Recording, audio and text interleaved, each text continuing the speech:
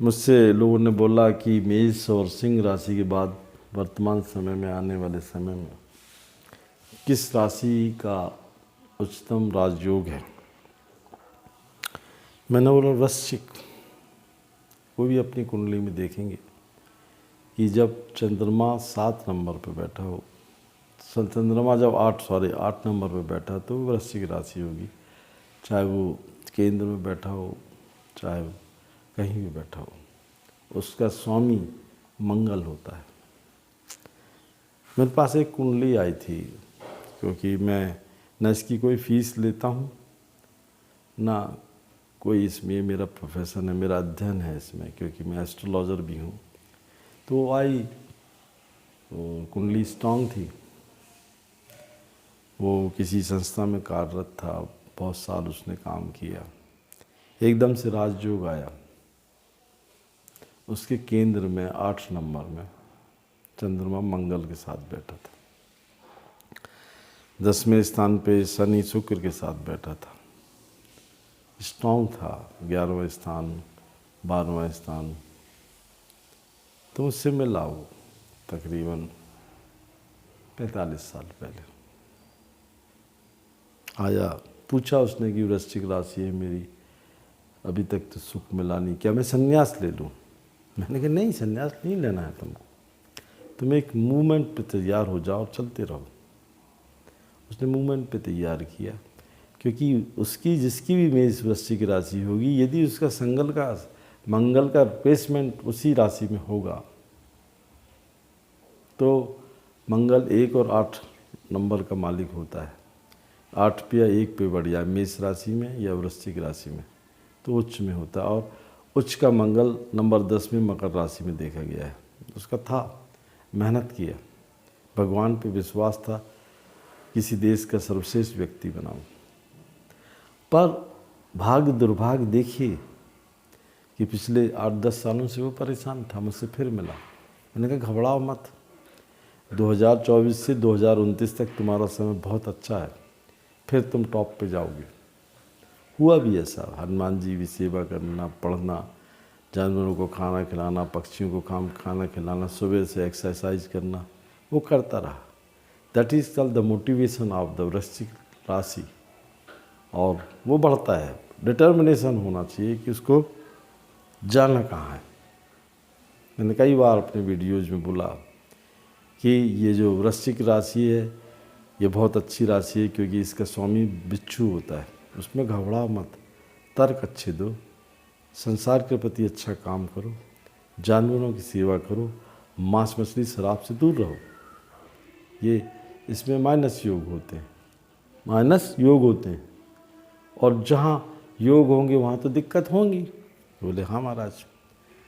उठता था वो 4 बजे, एक्सरसाइज करता था, मेहनत करता था, लोगों की सेवाएं करता था। एक दिन में 24 घंटे में 12 घंटा समाज की सेवा करता रहा।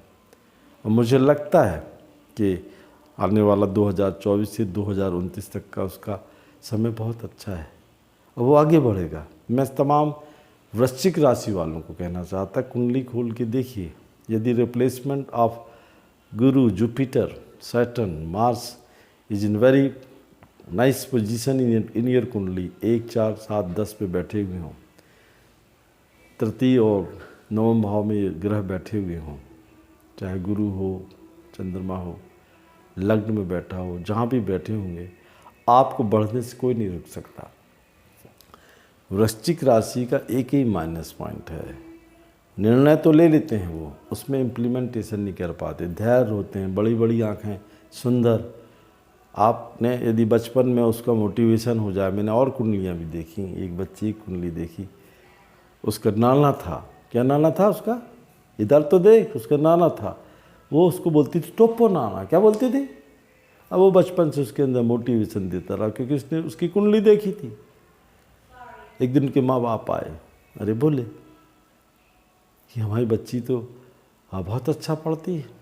उसकी कुंडली का मैंने भी अध्ययन किया, बहुत स्ट्रांग कुंडली थी। कुंडली तो कुंभ लग्न की थी, लग्न और राशि में अंतर है, पर उसकी राशि वृश्चिक थी। 10वें स्थान पे वहाँ बैठा हुआ था चंद्रमा। कौन सी राशि में? 8 नंबर में बनी। उसका डिटर्मिनेशन था, MBBS की, एम्स में हुई, फॉरेन गई और आज बहुत बड़ी डॉक्टर है। तो राशियां ही इंसान को डिसाइड कर देती हैं। इसमें मैं एक बोलना चाहूँ जो आप नहीं समझ पाए, इधर देखिए, आप समझ नहीं पाए हैं। मैं कई बार बोला हूँ, जब माँ के पेट में गर्भ में आता है तो ताज पहन के नहीं आता। ताज पहन के आता है क्या? नंगा आता है।